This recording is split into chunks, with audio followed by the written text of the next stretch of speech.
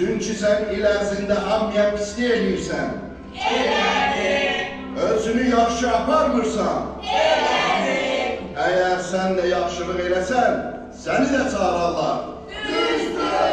Görürsən? Bir de hiç kimi ben heybete çevirmeyesem. Bağışlayın beni. Ben söz verirəm ki, bir de hiç kimi incitmeyeceğim. Bağışlayın beni, ha? Ne olar? Uşaqlar, siz deyin. Küpe gireni bağışlayan. Aslında küpeciren beni ben heybete çevirmesin. Ben beni tanımazdım.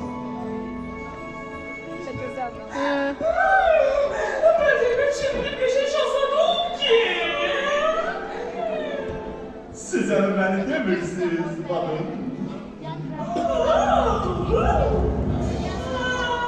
Hamınızla dost tapdım. Ben ise kaldım tek. Siz dəqiq adam olsaz, mən sizlə dostluq edə bilərəm. Dəqiqlik benim ikinci adımdır. Bağışlayın.